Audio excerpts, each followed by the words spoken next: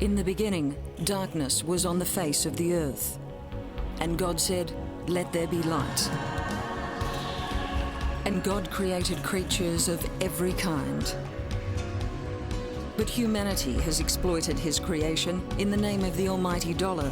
Until today, thousands of species are on the brink of extinction.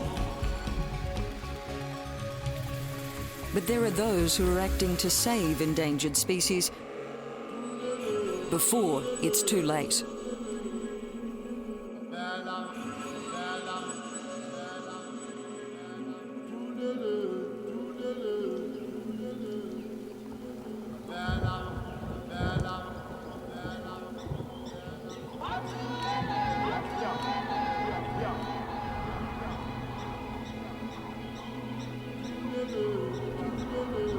Dawn across the vast African plains. The red sky heralding another day on this ancient continent. But this red sky isn't predicting bad weather, at least not as we know it. There'll be no stormy conditions today, the same as there hasn't been for most of the year.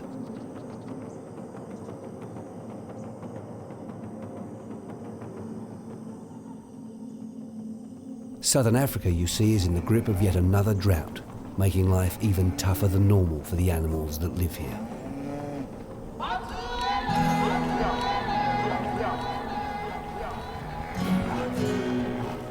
But it hasn't always been this way.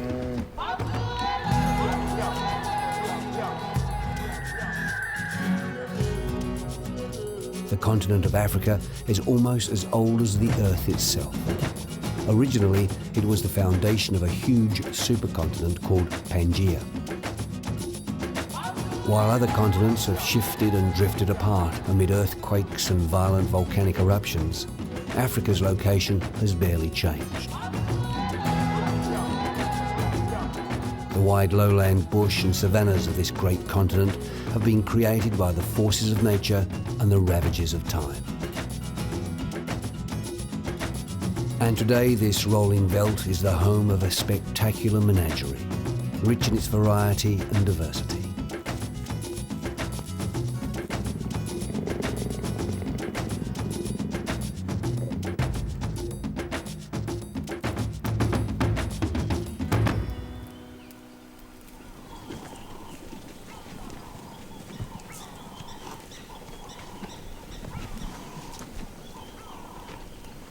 The proud and upright giraffe.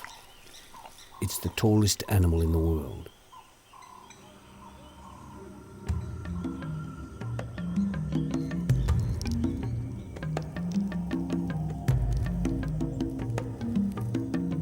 The striking but flighty zebra.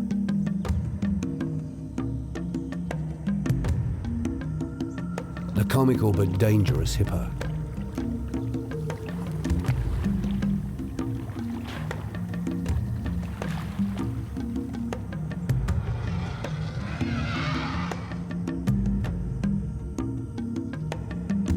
In the past few hundred years, Africa's animals have come to epitomise the very term wildlife in the consciousness of the Western world.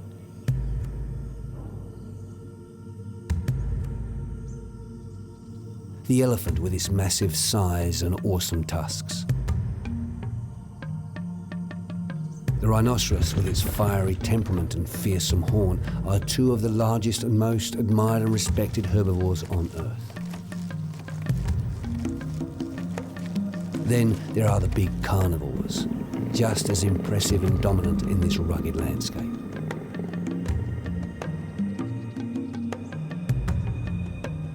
The lion has long been known as the king of the beasts for majestically obvious reasons.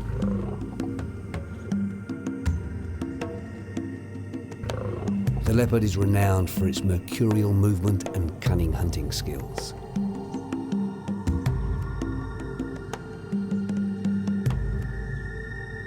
And the cheetah, with its lanky steel-sprung legs, standing alone as the fastest mammal on the planet.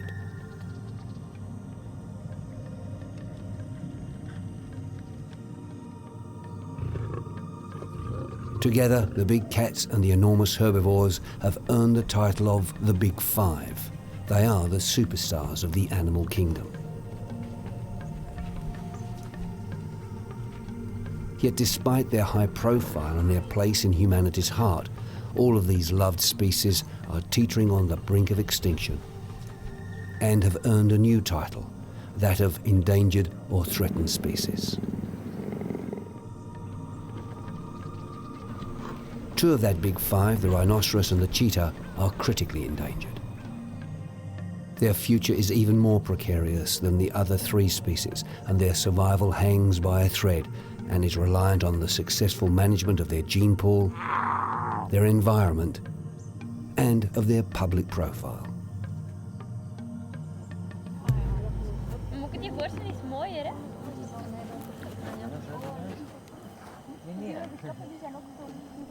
The great irony is, while humanity now protects these animals, it is the pressure of human population, particularly since European arrival in Africa, which has forced the retreat of Africa's wildlife to the limited safety of national parks and game reserves.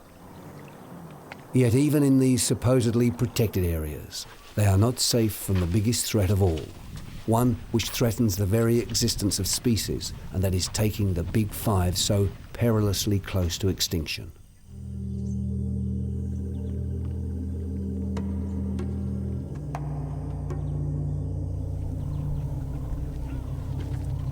South Africa's rugged northeast Transvaal region is in the relentless grip of another drought, as it has been for almost 2 years out of 3 over the past few decades.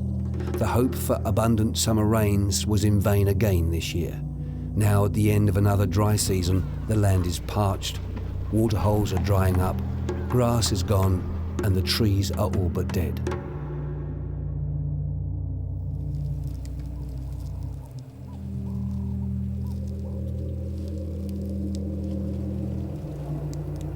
Ian Sussens manages Shakuda, a 5,000-hectare private game park, and the long dry has him worried. This is one of the phenomena in Africa, and the droughts seem to be more vicious. And even in the larger conservation areas, the impact has been of such devastating nature that they've had to or either reduce the numbers themselves or they've had massive die-offs. It's not only the amount of animals that effectively die off, it's the terrible slow death of these animals actually starving to death. At Shakuda, the animals are being fed with hay. It's not ideal, but it will stave off the worst effects of the crippling drought.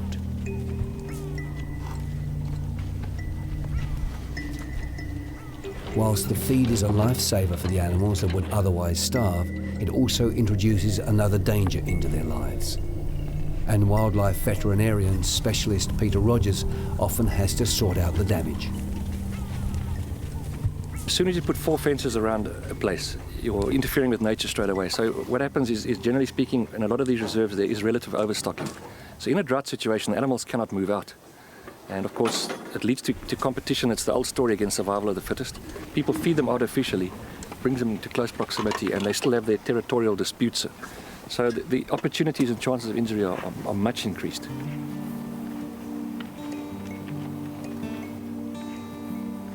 That's what has happened with this massive male white rhino.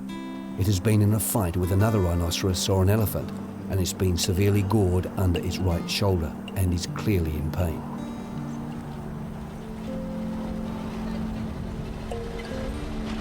If it isn't treated with antibiotics within the next few hours, a severe infection is likely to set in, and the animal faces an agonizing death.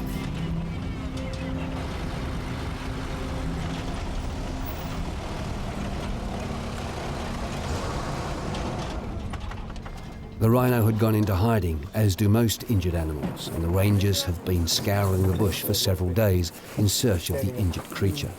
Now they must immobilize it with a tranquilizer dart, so they can treat the injury.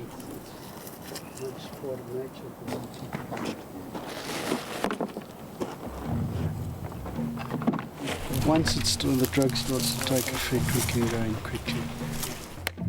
A tense and dangerous time. One wrong move and this injured rhino could turn on its helpers and attack them, ending in injury or death of either men or rhino, or both.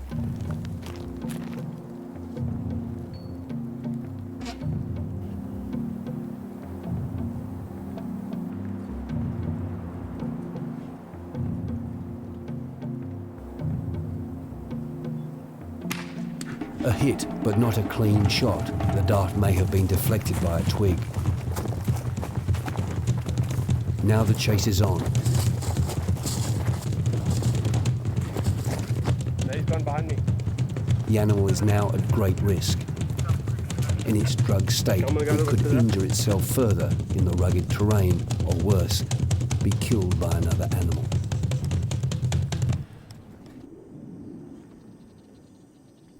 There are two of the world's 5 species of rhinoceros in southern Africa, the white and the black rhino, and both are teetering on the edge of extinction. Despite this, many Africans know little about how endangered their wildlife is. At this ecological awareness camp, teenagers are learning the difference between their 2 rhino species. These are the white rhinos. They eat grass and they've got wide lips. Wide lips. These are the black rhinos. They eat from the trees and they've got long lips. Long lips. These enthusiastic actors also explain how the 2 species got their names. No, the white rhino have the white mouth. And also this is the black rhino. Early Dutch explorers named the white rhinos white mond rhino for their wide mouths, adapted for grazing the open veldt. British colonialists mistook white for white, and in their ignorance decided the leaf-browsing species they discovered feeding in woodland should be called black rhino.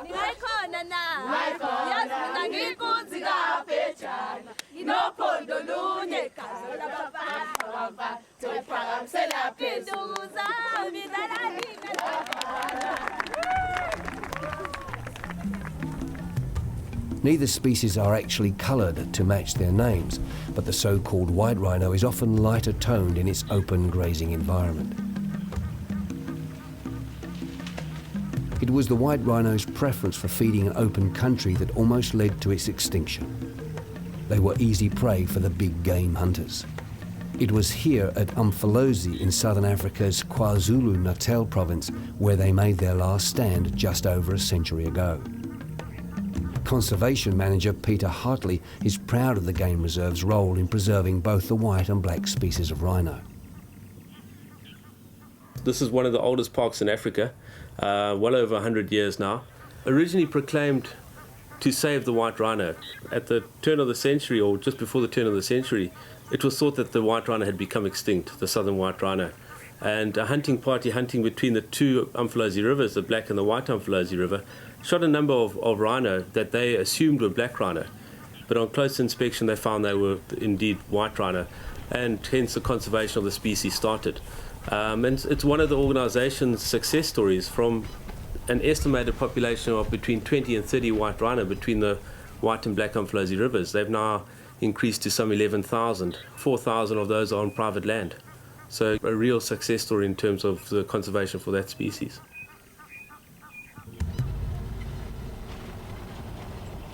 Meanwhile, back at Shakuda, the wildlife officers and vets, after more than half an hour and an almost 2-kilometre run through the bush, have finally caught the wounded rhino. Well, once you work with an animal in the wild, you treat him for his injuries or whatever.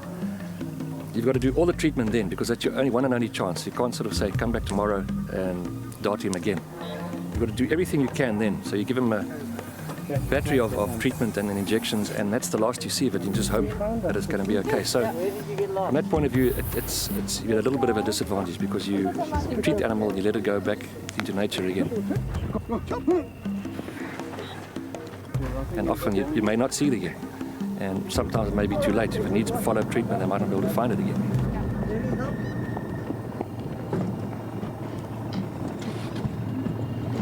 A happy ending to a dramatic encounter. And with luck, this white rhino bull will recover.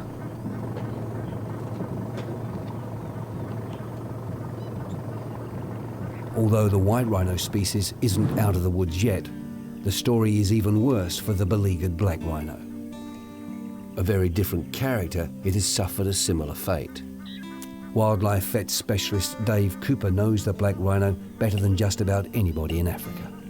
Well, in many ways it's like chalk and cheese, and it's possibly the reason why the white rhino just about went extinct at one stage, and the black rhino, was still plenty of them around in Africa anyway. And the reason being is that they're pretty much solitary animals, they're highly adaptable animals, and they tend to find themselves in terrain that people just don't like. And it's for that reason that they were able to survive. Sure, eventually pressure got to them, but the fact that so many survived when the white rhino were just about gone speaks for itself. That preference for sheltered areas, which kept the black rhino safe in the early days, has also provided cover for those who have hunted it for its horn. Prized in the Middle East for knife handles, and in some parts of Asia as an aphrodisiac. Also playing against them was their character, very different from the basically shy white rhino. They're very inquisitive animals. They spend most of the day lying under a tree in a mud wallow, so very easy to approach, very poor eyesight, and very inquisitive. You know, black rhino, you can make a noise, instead of running away, they'll actually come and see what's making the noise. So that obviously has affected them, but I think the demand for rhino horn in the past has actually been their demise though. Whatever the reason, character, habit, habitat, or just plain human greed, the black rhino went almost as close to extinction as the white rhino had done a century earlier. And continues to do so, because the black market demand for rhino horn remains, despite a massive international effort to discourage the trade.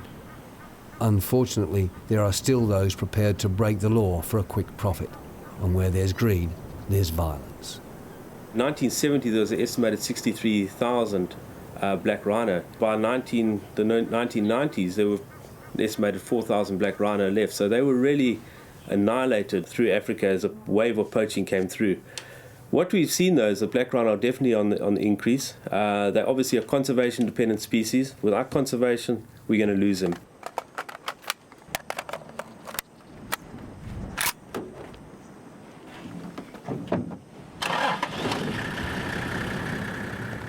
This is the Umfolozi Game Reserve's elite anti-poaching squad.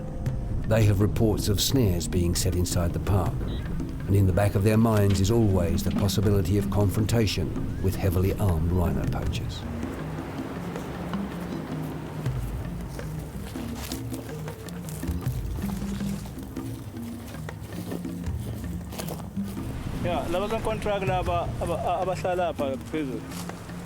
Before long, they find a snare, set for an unsuspecting antelope. But this is an indiscriminate killer. It will take anything within reach of its deadly wire noose.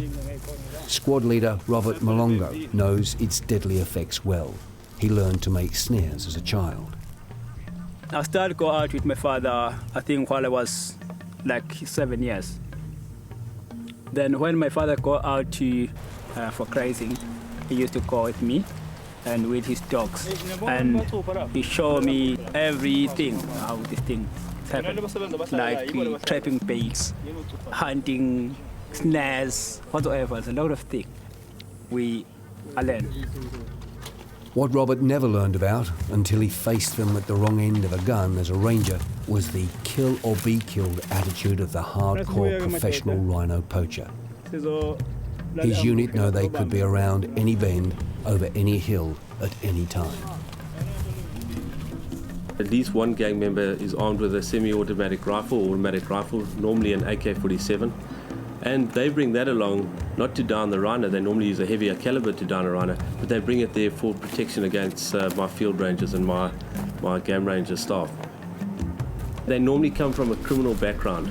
So when they're not shooting rhino, they're actually involved in other illegal activities. So they're bad guys, not well thought of in the community. Most of them are of warlords, and community members actually fear them because of their involvement with crime and hijackings and the use of their firearms. However, not all poachers are killing for profit. Some are killing just to survive.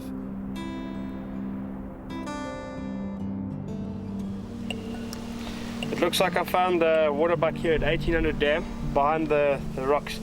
near the water pump, but it looks like it's got a snare in it. Ross Dunbar is a wildlife game ranger. He says the people who did this are probably looking for nothing more than a meal. At the end of the day, an antelope like this is probably just a family, somebody who's unemployed, and a hungry stomach's got no ears. So from that point of view, you can almost understand somebody who hasn't got a job is looking for something to eat. The sad thing about it is, though, the majority of snares that are set up like this, a person cannot keep coming back to the same trap every single night. So you're probably only finding about 20% or even 15% of the animals caught in snares are actually utilised. The rest are just left there to die and suffer, and I think that's what makes me so angry. We are basically an island surrounded by over 600,000 people. There is poverty, and a lot of people are earning well below the breadline. So obviously there's going to be a threat to our wildlife populations, not only white and black rhino, but you know, for food and subsistence type poaching. Although there's a lot of cattle and livestock outside these parks, they don't go around slaughtering their own cattle. That's money in the bank for them. And you know, a Zulu person likes meat, so you know, they'll come in for meat, and also the excitement of the hunt. This is a problem that simply won't go away. It's akin to the slash and burn agriculture of other developing nations like Brazil or Madagascar. The pressure being put on the environment by the local human population in Madagascar was just as threatening as it is in South Africa. And the South Africans are trying to find a viable alternative, just as the Malagasy have. In Madagascar, the key to their success is ecotourism. And there are a number of excellent examples of controlled ecotourism that is proving a huge success. Like the work being done to protect the habitat of the critically endangered Indri near the east coast of Madagascar.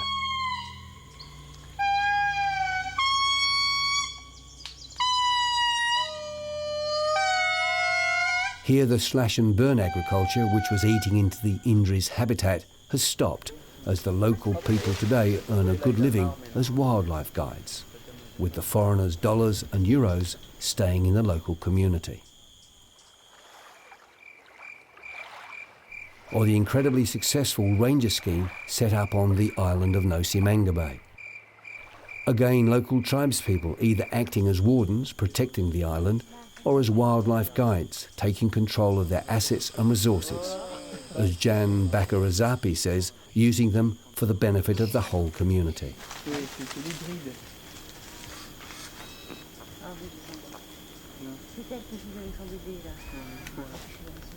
Ecotourism has a big importance for our nation because it's among the first activities to bring the money in Madagascar.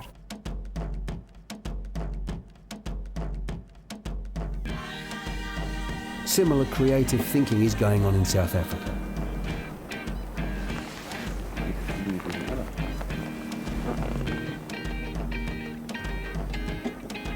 A half-hour's drive from the Umfolozi Game Reserve is Pindar Private Game Park, and manager Kevin Pretorius is searching for prey.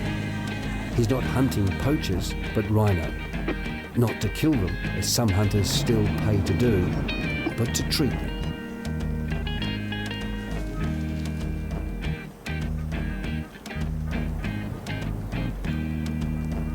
This rhino cow and calf are perfect subjects for a new phenomenon on the African wildlife tourism landscape, the darting safari. It's more of a security function.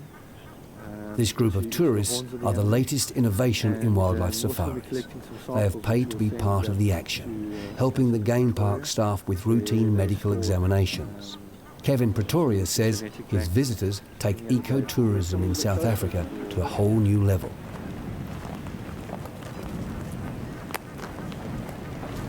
There's a new tourist out there who actually wants hands-on. They don't want to. It's not enough to come to the lodge and then know that they're playing a part in conservation. They actually want to get their hands-on kind of experience.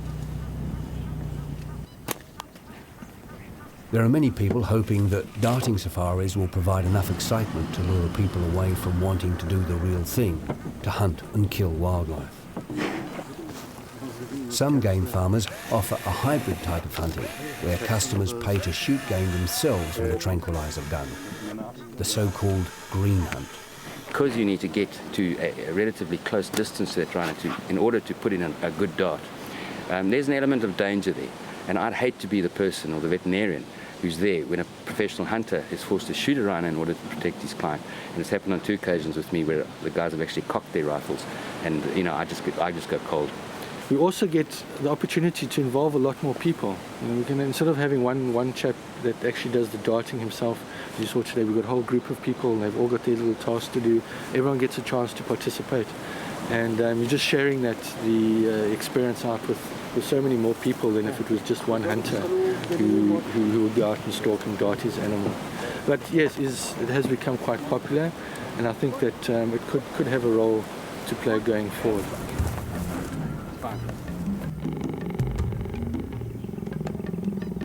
Another endangered species that is fighting for the space to survive in the wild is the cheetah.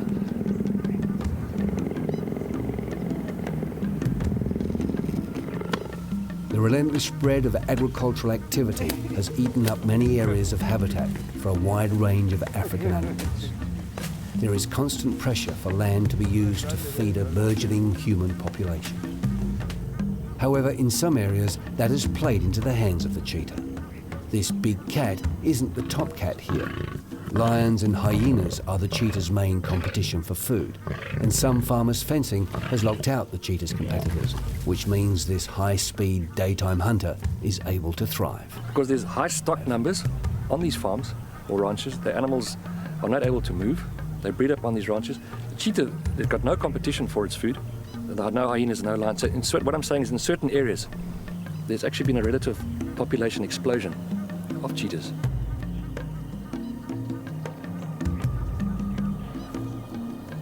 However, in some farming areas, the cheetah is still shot by farmers who suspect them of killing their livestock.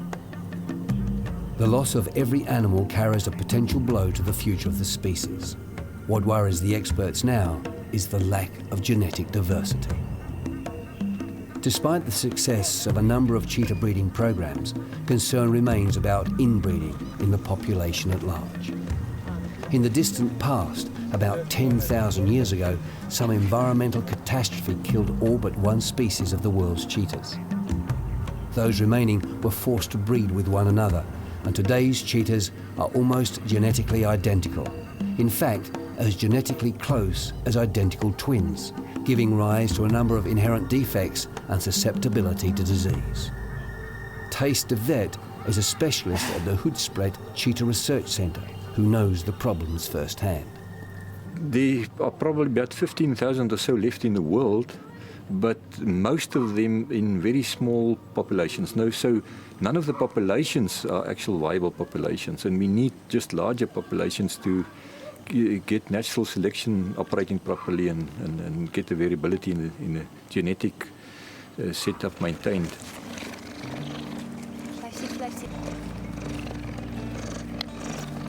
This is Lente Ruta. She is a woman with a mission. She has dedicated her life to developing one of Africa's leading cheetah research centres at Hoedspruit. I hand raised them. You can see how tame they are because I've hand raised them, so they know me very well. Her husband Peter helped her develop the centre, and since his tragic death in 2002, the cheetahs have become everything to her. And they were a great comfort to me when my husband died, because I had them in my house, and when I really feel very, very down, I got down on my knees and they were licking me and biting my hair, and they were a big, big comfort to me. Now she has a plan to repay them and help save the species. Only certain animals do breed very well in captivity, so it's very important that you get new bloodlines in all the time. What we've established here is a cheetah rescue unit. We go to the farmers and we convince the farmers not to shoot them, but rather catch them, and we pay the farmer. The biggest threat to this plan is introduced disease from the collected animals. So the cheetahs acquired by the Hoedspruit Centre are quarantined for a period to make sure they're not carrying any contagious feline diseases that could infect the other animals. While in quarantine, the cheetahs are given a thorough medical examination to make sure they're not suffering from any of the congenital conditions that plague the species. One of the conditions they look out for is deformities in the teeth that can require surgery. The species is also susceptible to a range of gastric conditions that can often be detected early by internal examination and removal of tissue samples for analysis. Once they have a clean bill of health, the cheetahs can be released. Nevertheless, the lack of genetic diversity is still the biggest threat to the species. But Lente has a plan to help minimise the problem, and that is to rotate the male cheetah between locations. Once they have bred with the females at one location, the males are relocated to another and allowed to mate with the females there. An attempt to stop inbreeding by maximising the genetic diversity amongst their limited numbers.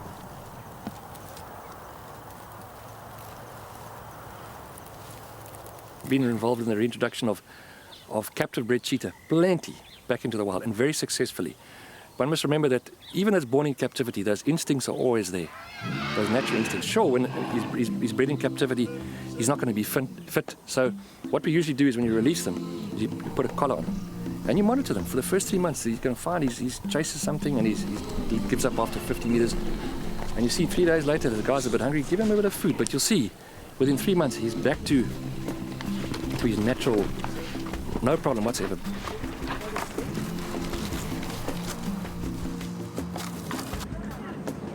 At the other end of the country, near Cape Town, the Cheetah Outreach Centre is focused on educating the public to the potential plight of the cheetah in the wild. Here, tame cheetahs get the message across to visitors by making themselves available for photo opportunities and exhibiting their speed and agility to the public. Education Officer Dawn Glover strives to get the message across to the widest possible audience. Our cats see, about 500,000 people a year, and those are people who are then coming into conservation field, spreading the word themselves or giving money for the in-situ conservation and for the programs that we support with our awareness. As at many athletic meetings, the sprinters steal the limelight while the distance runners toil in anonymity. Everybody, it seems, knows the plight of the speedy cheetah, but the marathon runners of the African bush are almost unknown, and even more endangered than the cheetah. These long-distance runners are the African wild dog, or painted hunting dog. They can run up to 70 kilometres in a day as the pack crisscrosses the veldt in search for prey. There are very few areas of wilderness left that can provide a home spacious enough for such fleet-footed wanderers, which can reach more than 60 kilometres an hour at top speed. However, Dave Cooper says they won't be able to outrun extinction without our help. We don't have enough territories that are large enough to sustain viable populations. This country, Kruger Park, yes, has probably got the only sort of area big enough. Umfolozi Game Reserve, only a fraction of the size of the massive Kruger National Park to the north, is home to 3 packs of wild dogs. In an area of 660 square kilometres, their long-distance adventures bring them into occasional public view.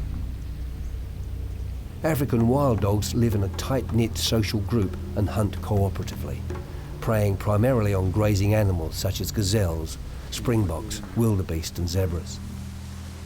Most predators stalk or ambush their prey, but these dogs make no attempt to hide.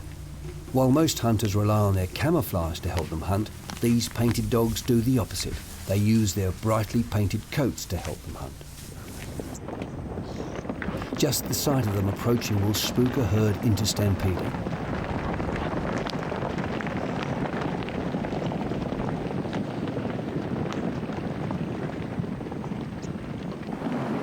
They then single out an individual, usually the young, or one that's slowed by old age or disease, and chase it until it's exhausted. The dogs are swift, tireless runners. They've been known to chase prey for an hour, for as far as 5.5 kilometres in a single burst. But most of them are out of view and need to be tracked using special radio tracking devices. The Umfolozi dogs are under close scrutiny as scientists try to learn more about their breeding cycles and survival needs. Certainly in Umfolozi, the dogs are doing well. Unfortunately, due to their nature, it's a very dynamic society. It chops and changes. One minute you've got 25 dogs, tomorrow you've got 2, 3 dogs. But I think they're holding their own, and I think it's good that we've got wild dogs in captivity. At least we maintain that gene pool, and we've come a long way with the metapopulation principles of managing wild dogs. African wild dogs have an unusual breeding system. Only the dominant alpha female reproduces in a pack. Other pack members act cooperatively to care for the young of the breeding pair. It has been said that African wild dogs are one of the most social of all mammals, never living apart from the pack at any stage in their lives. Their breeding is seasonal at the end of the rainy season, when game is plentiful, when their litter sizes can range from between 2 and 19 pups. Although females are physically sexually mature at 18 months, breeding is suppressed by the presence of the dominant female. But much of this knowledge is only fairly recent and comes from the several successful captive breeding programs, including the Hoedspruit Cheetah Centre. But the worry is that it may be too late to save the painted hunting dogs in the wild.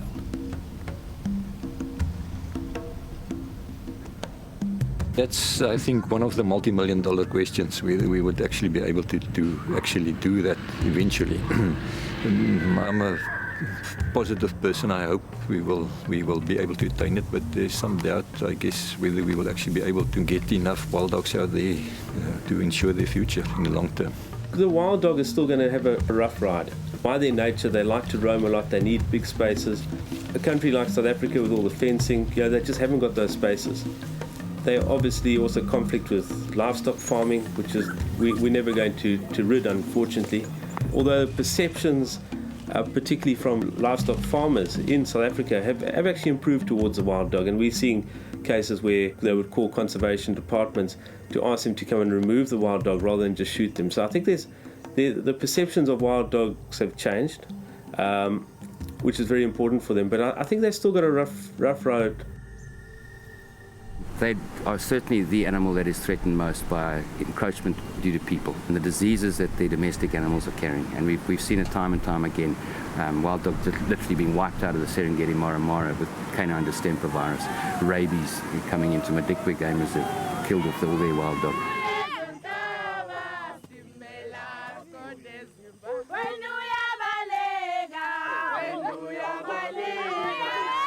There is now a move to reclaim the land from the ravages of human encroachment.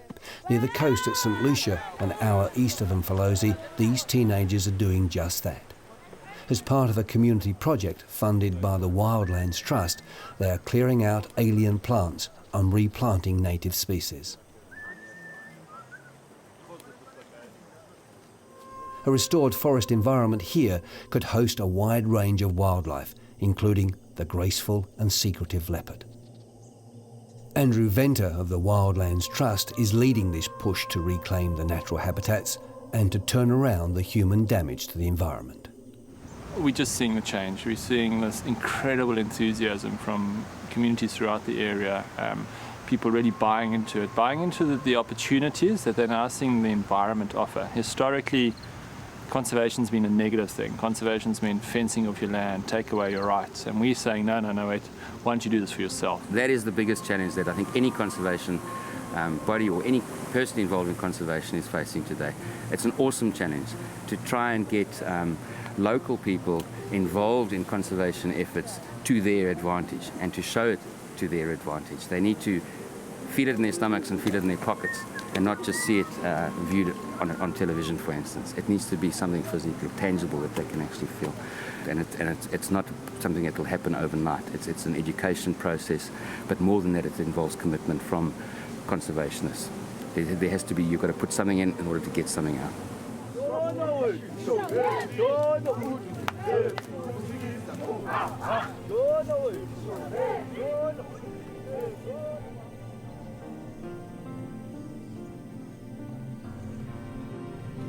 Even if there can be sufficient land reserves rehabilitated for wild animals in southern Africa, there are still some massive biological shadows casting a pall over their future.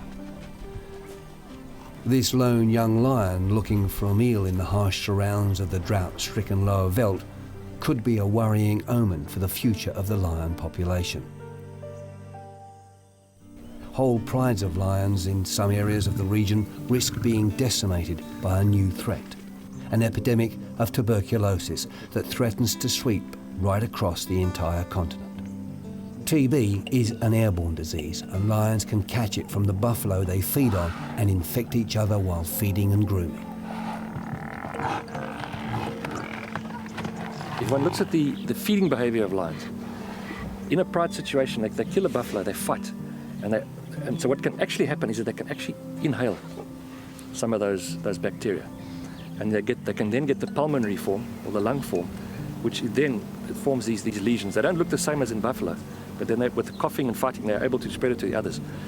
So it is a huge problem. At Shakuta Game Reserve, the lion breeding program is tightly managed, and all animals are carefully observed for any signs of the disease. But when it's time to move them to another enclosure, things don't always go to plan. This youngster has been darted with a tranquilizer and has sought refuge in a tree.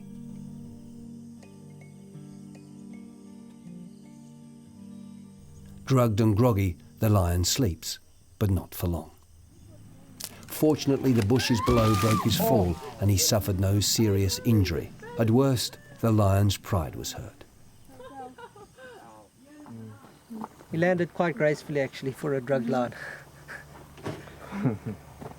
Lions are pretty tough. They're like cats, you know. Came down and he landed on his back feet, still gripping with his claws in the tree. You heard, you know, on the tree as he was gripping, came down.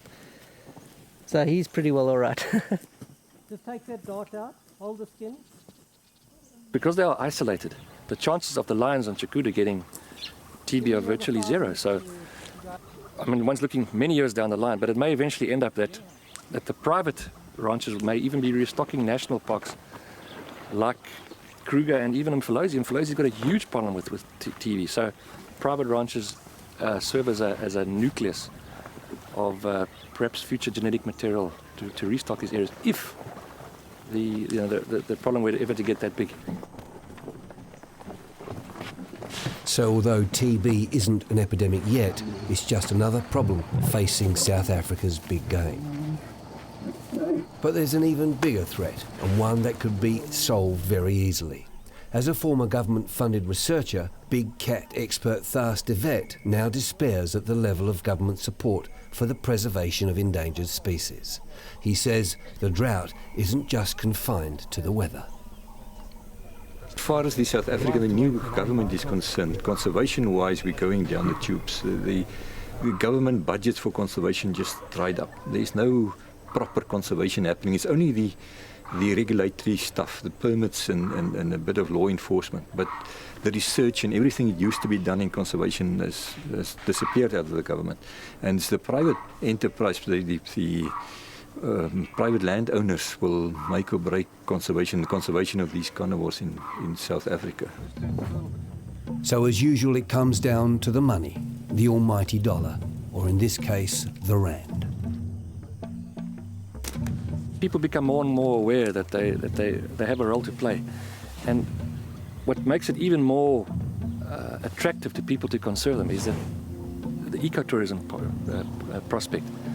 These animals are able to pay for themselves, and one doesn't want to be mercenary about it, but there's so much pressure on our land that unless a piece of land can actually produce money and be economically viable, it's going to be taken away for something else. So there's that old slogan, I know it's very controversial, that says if conservation pays, it stays. The financial aspect is certainly a carrot. The purists don't like it, but it's a fact. That's basically how they've been trained, and they haven't been beaten like the way the Indians. With tourist-oriented operations now playing such a crucial role in the conservation of African wildlife, international support is critical. one way for people to help is to support wildlife organisations. But safari operator Jacqueline Berger says she has an even better idea. Of course, the best thing for people would be to come here. And that is also getting easier. You know, it is just from the UK 10 hours down and they can have a good time. And it doesn't have to be that expensive anymore, but people should give it a chance. If you have an opinion about things, okay, try to go down. Try to, you know, spend a nice holiday here and they will change their mind. I have no doubt about that. Generally, it's fantastic. I mean, people generally move away here. They've had such a fantastic experience. I mean, we have people sort of leave with tears rolling down their face. For us, it's more about the whole experience. It's the wildlife, it's the people that live and work here as well, that touch people as well. There's no doubt that on an individual level, people's hearts are touched by these fabulous animals.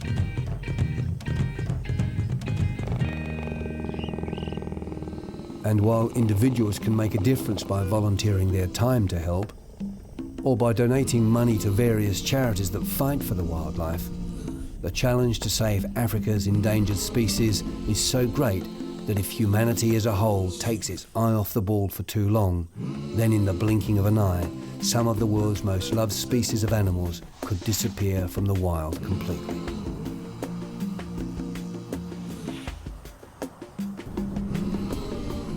As the drought, both financial and weather-wise, continues in southern Africa, the danger of the extinction of these amazing animals also continues to grow. There are more than 4,700 species of mammals in the world today. Of those, 25% are on the red list of endangered species, and right at the top are some of Africa's greats. It's likely there will never be more than 4,700 mammal species in the world. However, there will be a lot less if humanity fails to act. It's time for humankind to give back some of what it has taken from this ancient land and save the animals of Africa before it is too late.